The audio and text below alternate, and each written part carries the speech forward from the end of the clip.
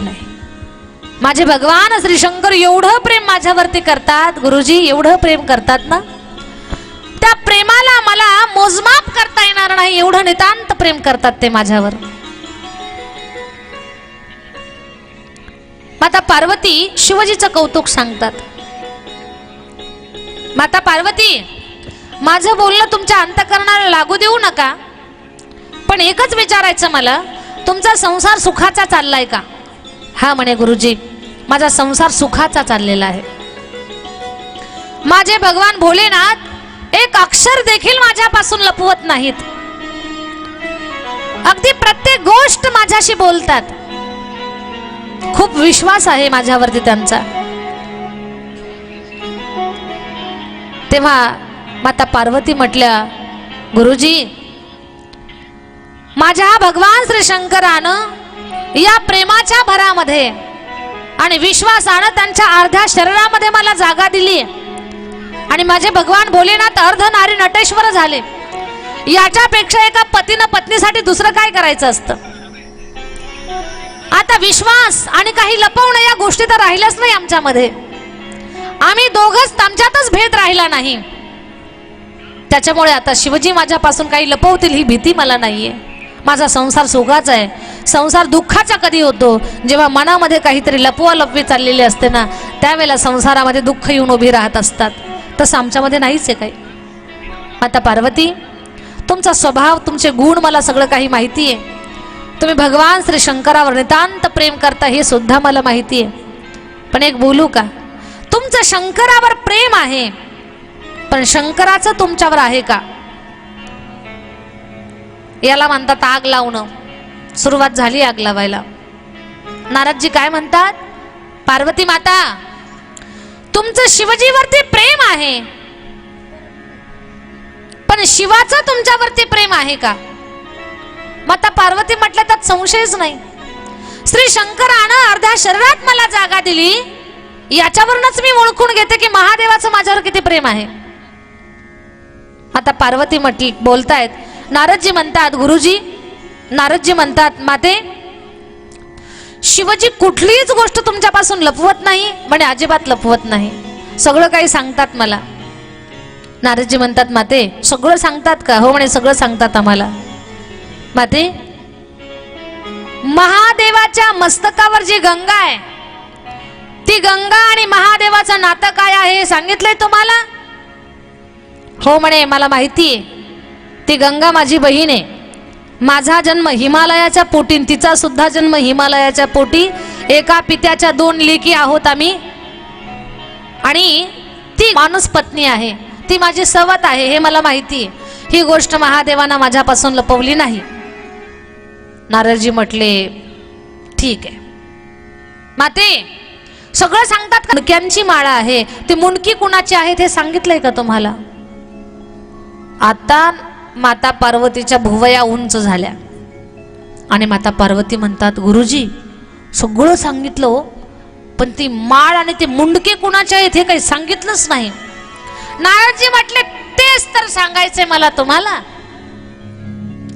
तुम्ही मागासपासनं म्हणताय की शिवजी काही लपवत नाहीत माझ्यापासनं, सगळं काही मला सांगतात, पण ही मुंडकी कुणाची आहेत हे आजपर्यंत तुम्हाला सांगितलं नाही.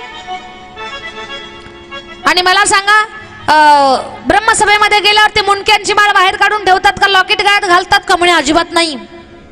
कुणी नवीन VIP पाहुणे वगैरे आल्यानंतर म्हणे तर काढतच नाहीत गळ्यातली. जेवताना बाजूला ठेवत नाहीत, भिक्षेला जाताना म्हणे काढत नाहीत, झोपताना अंगाला ठसे उमटतात त्यांच्या, तरी पण काढत नाहीत ते.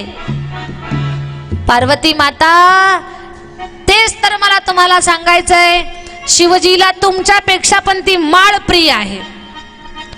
असं आता तर पार्वतीचा आवाजच बदलला. माता पार्वती म्हटल्या, गुरुजी, माणसाच्या जीवनामध्ये गुरुची गरज आहे. बरं झालं वेळीच आलात तुम्ही. आता तर विचारल्याशिवाय सोडणारच नाही. जोपर्यंत सांगणार नाही ती माळ कुणाची आहे, ही मुंडकी कुणाची आहेत, तोपर्यंत शिवजीला सुट्टी देणार नाही. हा, असंच करा, नाहीतर या माहेराला, आहेच मी तिकडे.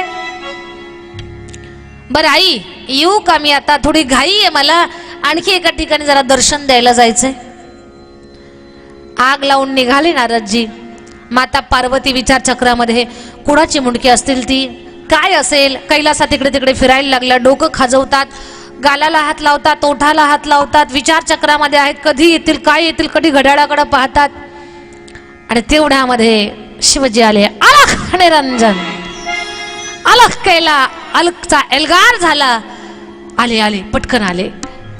आणि आता शिवजीला वाटलं रोजच्या सारखी पार्वती जोडी घ्यायला येईल, चिमटा घेईल हातातला माझ्या, त्रिशूल घेईल. पण माता पार्वती काही पुढे आल्याच नाही. जशा आल्या तशा तोंड फुगवूनच आल्या. आमच्या महिलांकडे हे फार मोठं शस्त्र आहे. पप्याच्या बापाला जर जिरीस आणायचं असेल तर यांनी फक्त असं गाल फुगवायचे आणि डोळे फिरवायचे. ते बरोबर आईस्क्रीम होतं, पुढे बोलत नाही काय. त्याला कळून चुकतंय की काहीतरी खातं बिघडलंय. तसं माता पार्वती अशा गाल फुगून उभ्या राहिल्या. शिवजीने ओळखलं, चेहरा का बदललाय. शिवजी म्हणतात, पार्वती नाराज झालीस का? नाही म्हणे. अगं तुझा चेहरा असा का झालाय? कसा? घड्याळाचे सर्व काटे एका जागेवर आल्यासारखा. घड्याळाचे सर्व काटे जेव्हा एका जागेवर येतात आणि काट्यांचं टोक वरच्या दिशेला असतं तेव्हा घड्याळात किती वाजतात? झोपल्या? किती वाजतात? 12.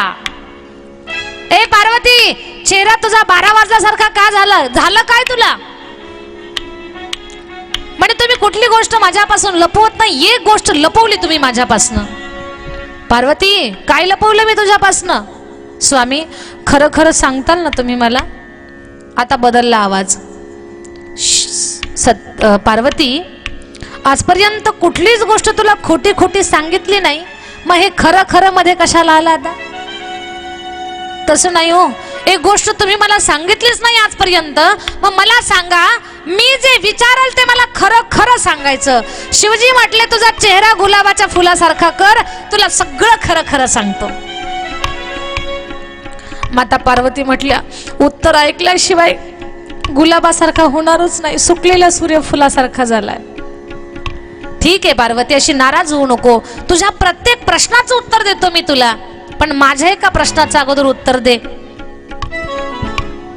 तुला कुठला प्रश्न विचारायचा आहे? स्वामी, तुमच्या गळ्यामध्ये जी मुंडक्यांची माळा आहे, ही मुंडकी कुणाची आहे? तुम्ही तिला बाजूला काढत नाहीत ते मला सांगा. शिवजी हसले. शिवजी म्हटले, पार्वती, या प्रश्नाचं तर उत्तर देणारच मी तुला, पण तू मला सांग, मी भिक्षेला गेल्यानंतर आपल्या कैलासात कोणी आलं होतं का? माता पार्वती म्हटलं, हो, माझे गुरुजी आले होते. हा, शिवजी म्हटले, गुरुजी आले होते म्हणजे काहीतरी आग लावून गेलेले आहेत. आता ही लागलेली आग विझवावी लागणार आपल्याला. पार्वती, ही मुंडकी कुणाची आहेत ते विचारायचं आहे ना तुला? कधीतरी सांगल नंतर. कधीतरी सांगण म्हटलं की आगीत रॉकेल ओतल्यासारखं झालं. कधीतरी नाही, आता सांगावं लागेल ही मुंडकी कुणाची आहे. त्याच्याशिवाय जेवण नाही, पाणी नाही, भांग नाही, काहीच नाही मिळणार तुम्हाला. मी अशीच बसणार, हाताची घडी तोंडावर बोट, असं करू नको पार्वती. मग सांगा मला ती मुंडकी कुणाची आहेत? शिवजी म्हणतात, पार्वती, तुला ऐकायचंय ही मुंडकी कुणाची आहेत? लक्ष दे. पार्वती, तुझे कित्येक जन्म झाले ग, आणि कित्येक वेळेला तुझा वियोग मला झाला. तू कधी सती झाली, कधी अपर्णा झाली, कधी गौरी झाली, कधी उमा झाली, कधी माहेश्वरी झाली, कधी अंबा झाली, कधी अंबिका झाली.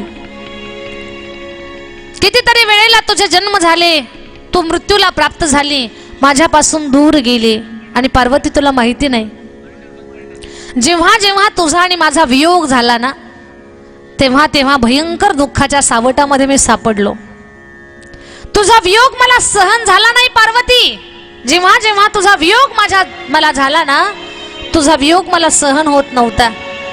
पार्वती, सांगू तुला, जगात असा एकही पती नाहीये की पत्नी मरण पावल्यानंतर त्या पतीनं आपल्या पत्नीचं प्रेत घरामध्ये ठेवलंय.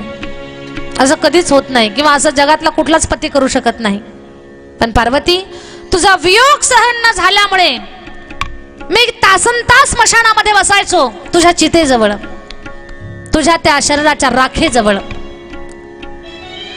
तुझा वियोग सहन होत नव्हता, म्हणून शेवटी मी काय केलं, तू माझ्याजवळच आहेस, हा अनुभव मला यावा, ही अनुभूती मला व्हावी, याच्यासाठी तुझी ती कवठी घ्यावी मी, आणि ती कवठी या माळेमध्ये गुंफावी. ही कवठी माळेमध्ये गुंफून माझ्या गळ्यात घातली ना पार्वती, ही कवठ्यांची माळ म्हणजे कवठ्या दुसऱ्या तिसऱ्या कुणाच्या नाहीयेत, ह्या सगळ्या तुझ्याच आहेत. आणि डोक्याची कवठी तुझी पार्वती, अनेक जन्मातली ती माळ माझ्या गळ्यामध्ये असल्यानंतर तूच माझ्या जवळ आहेस असं मला वाटतं ग. एवढं प्रेम मी तुझ्यावर करतो पार्वती, तुझा वियोग मला सहन होत नाही, म्हणून मुंडक्यांची माळा गळ्यात घालून फिरतो मी पार्वती. झोपताना सुद्धा बाजूला काढून ठेवत नाही. आहे का असा जगात एखादा पती आपल्या पत्नीची कवठी गळ्यात घालून फिरणारा? पण जगातला एकमेव विश्वातला पती पत्नीवर नितांत प्रेम करणारा भगवान भोलेनाथ. आणि हे ऐकलं वाक्य माता पार्वतीनं अश्रूनं डोळे डबडबले, अश्रू गालावर ओघळले आणि हातानं पुसत म्हणतात, स्वामी क्षमा करा, मला तुमच्या प्रेमाची परीक्षाच घेतली, मी माफ करा, मला चुकले, मी नाही कळाला मला तुमचा भाव.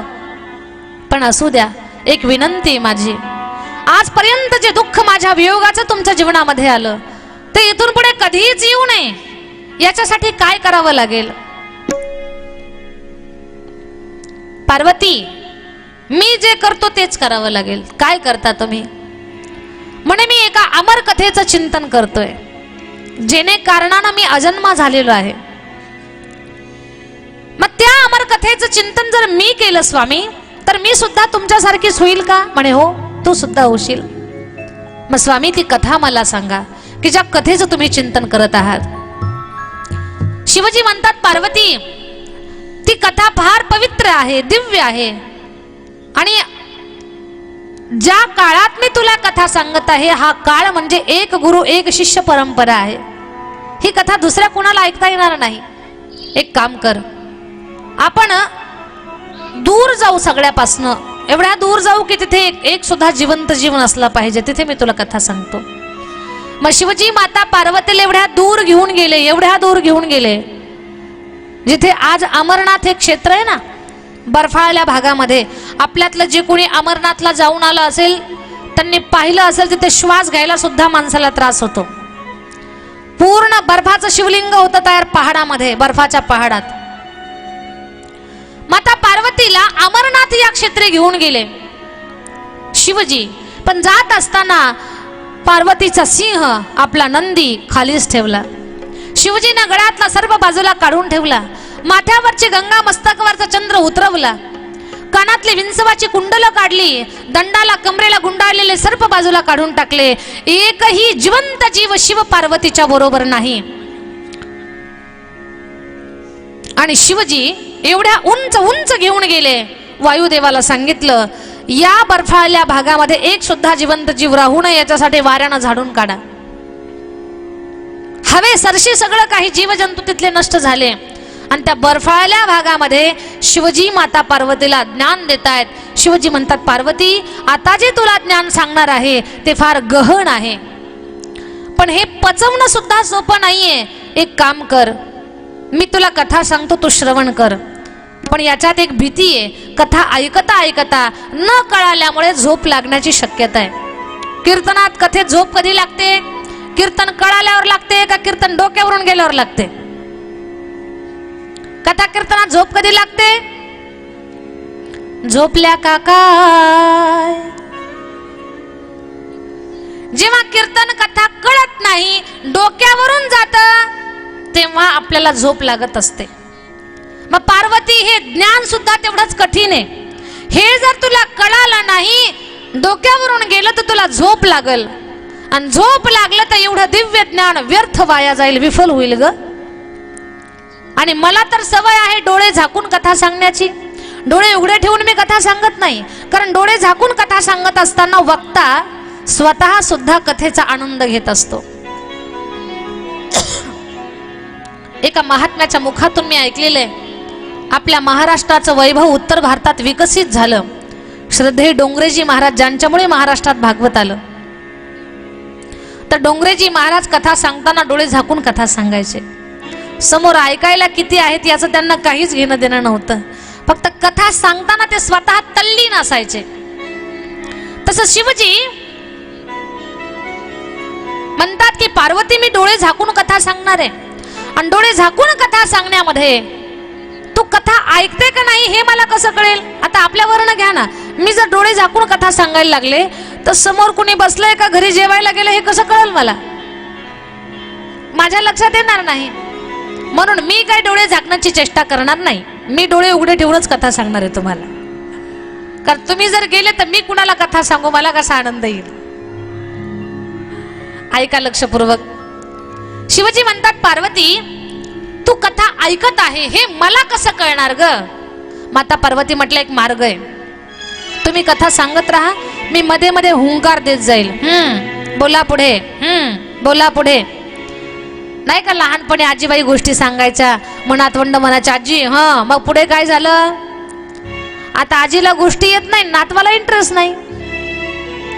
नातू मोबाईल खेळत बसतो आणि आजीलाच दाखवतो, पहा आजी मोबाईल मध्ये. आता या गमती फार वेगळ्या झालेल्या आहेत. पूर्वीच्या काळी गोष्टी सांगितल्या जायच्या आणि मध्ये हुंकार दिला जायचा. तसं माता पार्वती म्हणतात स्वामी मी हुंकार देत जाईल, तुम्ही पुढे बोला. कथा सांगू लागले. शिवजीनं कथेला आरंभ केला. कथेचा श्री गणेशा झाला. सुंदर कथा माता पार्वतीनं ऐकली. मध्ये हुंकार देतात, बोला पुढे, बोला पुढे. कथा ऐकत असताना अशा भागामध्ये कथा आली 11व्या स्कंदात की जिथे भगवान श्रीकृष्ण परमात्मा स्वमुखानं उद्धवाला दिव्य ज्ञान देत आहेत. भगवान श्रीकृष्ण परमात्मा उद्धवाला काय सांगतात हे सांगायला चालू केलं आणि माता पार्वतीला झोप लागली. 11व्या स्कंदामध्ये माता पार्वतीला झोप लागली. आता करावं काय? नेमका महत्वाच्या विषयाचं चिंतन झालं, दिव्य ज्ञानाचं. पण परिणाम असा त्या कथेच्या प्रभावानं शिवजीच्या बाजूला एक पोपटाचं मेलेलं पिल्लू पडलेलं होतं, जिवंत नाही. पोपटाचं मेलेलं पिल्लू पडलं होतं, पण त्या कथेच्या प्रभावानं ते पिल्लू जिवंत झालं. आणि माता पार्वती झोपलेल्या त्यांना पाहिलं. म्हणे आई तर हुंकार देत नाहीत, आणि हुंकार जर मिळाला नाही मध्ये तर शिवजीची कथा मध्येच खंडित होईल, आणि कुठलाही यज्ञ मध्येच खंडित होणं ही गोष्ट काही बरी नाही. आता करावं काय? तर पोपटाच्या पिलानं ठरवलं आपण हुंकार देऊ. पक्ष्यांच्या जातीमध्ये पोपट हा असा पक्षी आहे की जो माणसाची बोली भाषा बोलतो. जसं आपण त्याला शिकवू ना तसं तसं बोलतं ते. एकमेव प्राणी पक्षी म्हणजे पोपट. मग ते माता पार्वतीचं त्यानं ऐकलेलं, बोला पुढे, बोला पुढे, ते तसंच म्हणायला लागलं. आता माता पार्वती तर झोपल्या होत्या, पोपटच बोलला, बोला पुढे, बोला पुढे, बोला पुढे. कथा पूर्ण झाली आणि जय जयकार झाला. गोपाल कृष्ण भगवान की जय, गोपाल कृष्ण भगवान की जय असा जय जयकार झाला. आणि खडबडून जाग्या झाल्या माता पार्वती. स्वामी सांगा बरं, गोपाल कृष्णानं उद्धवाला काय ज्ञान सांगितलं? ए पार्वती, कथा तर पूर्ण झाली आणि तू मध्येच काय विचारते मला? स्वामी खरं सांगू तुम्हाला, 11व्या स्कंदाच्या पुढे मी कथाच ऐकली नाही. म्हणजे नाही ऐकली. मग हुंकार कोण देत होतं? म्हणजे मला माहिती नाही कोण हुंकार देत होतं. शिवजीनं पाहिलं पोपटाचं पिल्लू हुंकार देत मध्येच बोलत होतं, बोला पुढे. शिवजीनं डोळे लाल बुंद केले रागानं. घाबरलं पोपटाचं पिल्लू. शिवजी त्रिशूल फेकून मारतील आपल्याला जिवंत म्हणून पंख फडकवत जे भिर्र उडालं, शिवजी त्याच्या पाठीमागे पळणार, पण ते खूप दूर गेलं. त्याच अमरनाथच्या समांतर अंतरावरती, त्याच समान रेषेवर व्यासांचा आश्रम आहे, बद्रिक आश्रम. त्या बद्रिक आश्रमामध्ये ते पिल्लू असं पंख फडकवत उडत गेलं. तेव्हा व्यासांच्या पत्नी अरणी माता या आश्रमाच्या बाहेर जांभळी देत होत्या आ करून. त्या जांभळी द्यायला आणि पोपटाचं पिल्लू तोंडातून पोटात जायला एकच झालं. ते जे पोटात गेलं त्या अरणी मातेच्या उदरात जाऊन बसलं. 1 वर्ष नाही, 2 वर्ष नाही, 10 वर्ष नाही, तब्बल 12 वर्ष. 12 वर्ष आईच्या उदरामध्ये होतं. अरणी मातेला प्रश्न पडला, माझ्या उदरामध्ये कोण आहे? एखादा यक्ष, किन्नर, गंधर्व, पैशाच मनुष्य कोण आहे? 12 वर्ष कोणी आईच्या पोटामध्ये राहत असतं का? व्यास महाराजांना विनंती केली, स्वामी तुम्ही अंतर्ज्ञानी आहात, त्रिकालज्ञानी आहात, माझ्या उदरामध्ये कोण आहे? बाहेर काय येत नाही? तेव्हा व्यास गर्भाला बोलतात, पुत्रा बाहेर ये. अरे आईच्या उदरामध्ये 12 वर्ष राहायचं नसतं. तो गर्भ बोलतोय, बाबा बाहेर यायला मी तयार आहे, पण बाहेर येण्याची भीती वाटते. म्हणे का? म्हणे ही माया जी आहे ना ती फार कठीण आहे. उदरातून बाहेर येणं म्हणजे माया जाळामध्ये पडणं, आणि या मायेच्या डोहामध्ये काही मला गटकळ्या खायच्या नाहीयेत. तेव्हा भगवान श्रीकृष्ण परमात्माच्या साक्षीनं श्रीकृष्ण द्वैपायन व्यासांनी सांगितलं, पुत्रा काळजी करू नको, निश्चिंत राहा. बाहेरून भगवान श्रीकृष्ण परमात्माच्या नामाचं चिंतन कर, तुला माया स्पर्श करणार नाही. हरी हरी तुम्ही म्हणारे सकळ, हरी हरी तुम्ही म्हणारे सकळ. ओ हरी हरी तुम्ही म्हणारे सकळ, हरी हरी तुम्ही म्हणारे सकळ, हरी हरी तुम्ही म्हणारे सकळ, हरी हरी तुम्ही म्हणारे सकळ, हरी हरी तुम्ही म्हणारे सकळ, हरी हरी तुम्ही म्हणारे सकळ. तेने माया जाळ तुटतीला,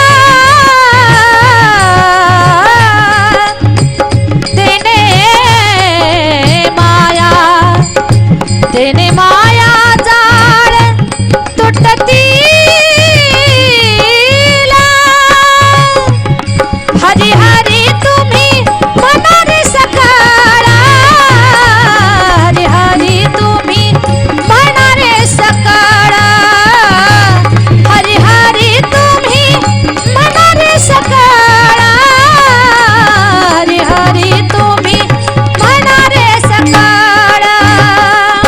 हरी हरी तुम्ही म्हणारे सकळ, हरी हरी तुम्ही म्हणारे सकळ, हरी हरी तुम्ही म्हणारे सकळ, हरी हरी तुम्ही म्हणारे सकळ.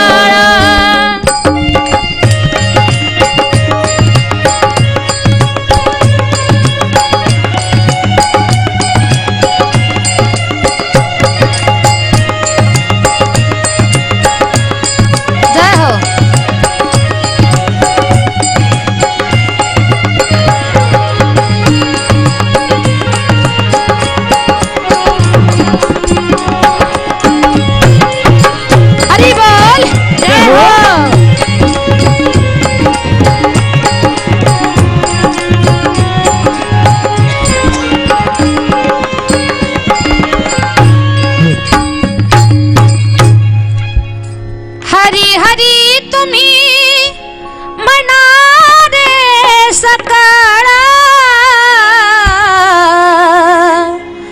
हरी हरी तुम्ही म्हणारे सकळ,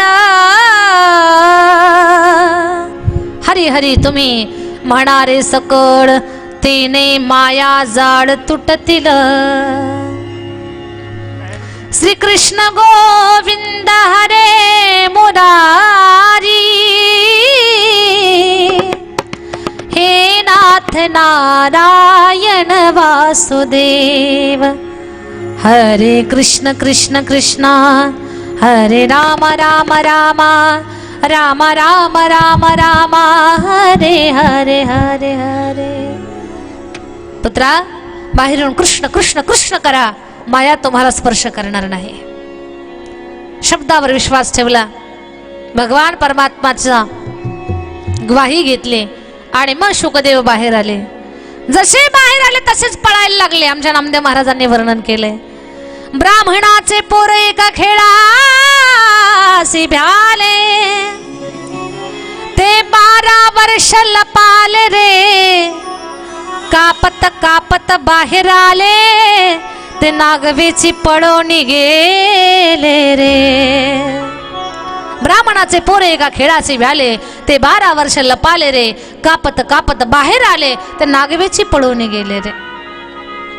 शुकदेव बाहेर आले, तसेच पळायला लागले. वडील मागे पळतात. पुत्र मोहान ग्रासला गेले व्यास.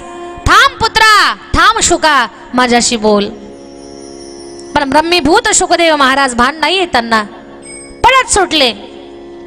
असे उंच कोटीचे अधिकारी महात्मे या भागवताचे गुरु आहेत. आता भागवताचं गुरु बद्दल सांगितलं. ही भागवत कथा कशी आरंभ झाली, आपल्यापर्यंत कशी आली, त्याची कथा आहे. भागवताची सुरुवात कशी झाली. 88,000 ऋषी, त्यांना एकच काम आहे, फक्त कथाच ऐकणं, दुसरं काहीच काम नाही, फक्त कथा ऐकणं. एक कथा झाली की दुसरी कथा ऐकतात. किती भाग्यवान म्हणावे लागतील ना, कथेशिवाय त्यांना दुसरं काही काम नाही. कधी कधी आम्ही सुद्धा स्वतःला भाग्यवान समजतो. देवा किती चांगलं काम दिलं रे आम्हाला, स्वतःला भाग्यवान समजतो आम्ही कधी कधी. तुम्ही सुद्धा भाग्यवान आहात, कथा ऐकायला मिळते आपल्याला. 88,000 ऋषी, त्यांना शौनकादी महामुनी म्हणतात. कथा ऐकणं एवढंच काम त्यांना. अनेक पुराण ऐकले त्यांनी. आता ब्रह्मदेवाकडे गेले आणि ब्रह्मदेवाला म्हणतात, ब्रह्माजी आता असं शास्त्र ऐकायचं आहे की ते शास्त्र आम्ही तर ऐकून आमचं कल्याण झालंच पाहिजे, पण जी माणसं परमार्थाला कमी वेळ देतात, त्यांनी कमी वेळात ते शास्त्र ऐकून त्यांचं सुद्धा कोटी कल्याण झालं पाहिजे, असं शास्त्र आम्हाला सांगा. ब्रह्माजी म्हटले, मी एक मनोमय चक्र देतो, या चक्राच्या पाठीमागे जा, चक्र जिथे थांबेल तिथेच थांबा. कथा सांगण्यासाठी तुम्हाला अधिकारी महात्मे येतील आणि तुमच्या प्रश्नाचा उलगडा करत करत दिव्य कथा तुम्हाला सांगतील. ब्रह्मदेवानं दिलेल्या मनोमय चक्राच्या पाठीमागे 88,000 ऋषी निघाले. ते चक्र थांबलं नैमिषारण्यामध्ये. नैमिषे सूतमासिन मभिवाद्य महामतिम, कथामृत रसास्वाद कुशल शौनको ब्रवीत. 88,000 ऋषी शौनकादी महामुनी नैमिषारण्यामध्ये थांबले. सगळ्यांच्या मनात एकच प्रश्न आहे, कथा कोण सांगणार आणि कोणती कथा सांगणार. तेवढ्यामध्ये तिथे व्यासांचे शिष्य सूत महाराजांचं आगमन झालं. सगळ्यांनी सूतांना वंदन केलं. सूत महाराज की जय. कमी वयाचे असणारे सूत महाराज व्यासपीठावरती बसले. वयस्कर सर्व श्रोते साधू संत श्रोत्याच्या रूपामध्ये बसले आणि सगळ्यांनी विनंती केली, अज्ञान ध्वंत विध्वंस कोटी सूर्य समप्रभ सूताख्यायी रथा कथासारम मम कर्ण रसायनम. सगळ्यांनी विनंती केली, सूतजी अशी दिव्य कथा सांगा की ती कथा ऐकल्यानंतर आमच्या सहित जगाचं कोटी कल्याण झालं पाहिजे. आता आमचा काळ चांगला आहे, पण भविष्यात येणारं कलियुग जे आहे ना, ते फार कठीण आहे.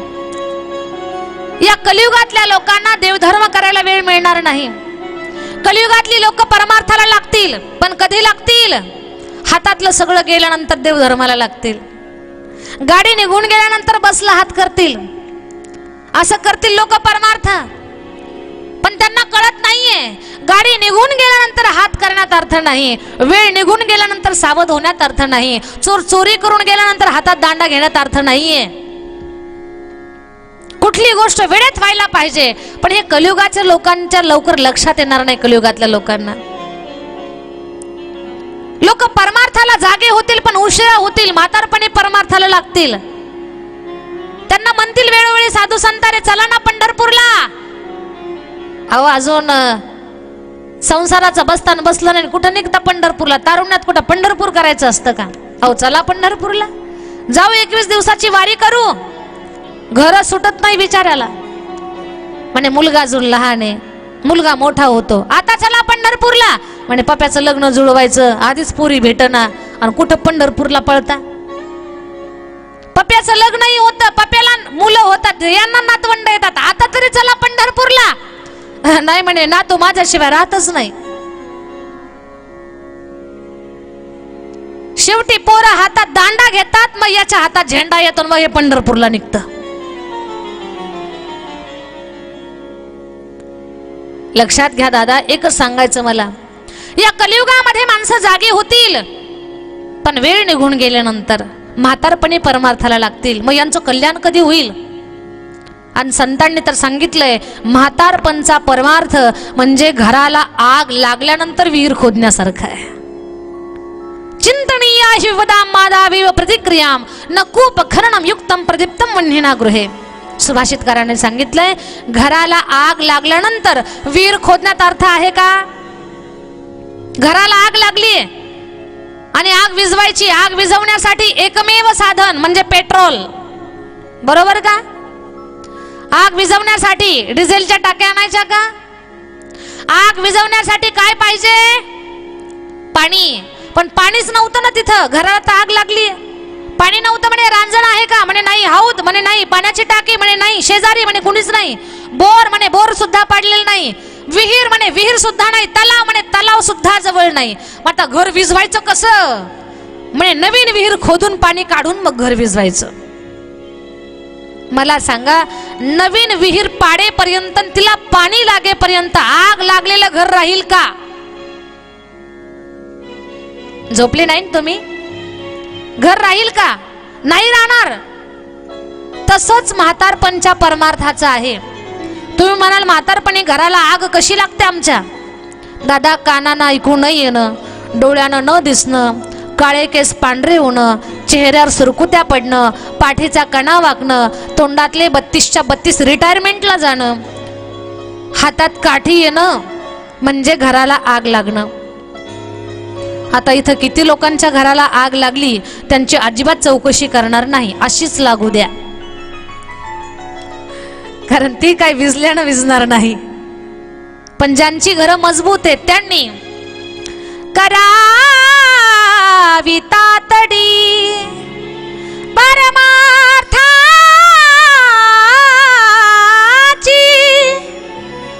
करावी तातडी परमार्थाची, संत समागमी धरावी आवडी, करावी तातडी परमार्थाची. पण संत महात्मे सांगतात, येणारा काळ फार कठीण आहे. सूतजी, कलियुगातली लोक देव धर्माला लवकर सहजासहजी पुढे होणार नाहीत.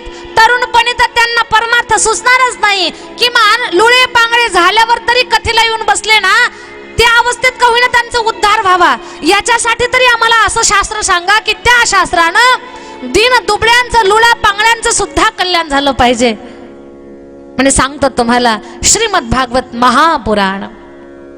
मग ती महापुराणाची कथा त्याचा श्री गणेशा सूत महाराज करत आहेत, शौनकादी महामुनी ऐकत आहेत. पण त्यांच्यामध्ये संवाद काय होतोय तो आपण उद्या पाहणार आहोत. आता 10 वाजले, बरोबर ना भाऊजी? बस करायचं का चाल वाढवायचं पुढे? वाढवायचं थोडं पुढे? बर. महिला मंडळ, उद्या नेमकं काय करायचं? कापूस वेचायचा आहे का खुरपायचं आहे, काय करायचं? थोडं वाढवू आणि थांबू आपण, कारण सगळ्यांचाच विचार करावा लागेल, है ना? 1 मिनिट भजन करा.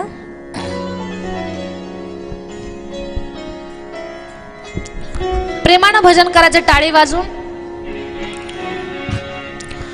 राधे राधे हो राधे राधे, राधे राधे हो राधे राधे, राधे राधे हो राधे राधे, राधे राधे हो राधे राधे, राधे राधे हो राधे राधे, राधे राधे हो राधे राधे, राधे राधे हो राधे राधे, राधे राधे हो राधे राधे, राधे राधे राधे राधे श्याम मिला दे, राधे राधे राधे राधे राधे राधे श्याम मिला दे, राधे राधे राधे राधे श्याम मिला दे, राधे राधे राधे राधे राधे श्याम मिला दे, राधे राधे राधे राधे श्याम मिला दे, राधे राधे राधे राधे राधे राधे श्याम मिला दे, राधे राधे राधे राधे श्याम मिला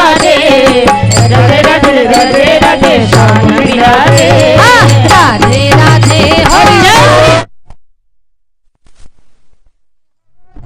राधे राधे, राधे राधे हो राधे राधे, राधे राधे हो राधे राधे राधे राधे हो राधे राधे राधे राधे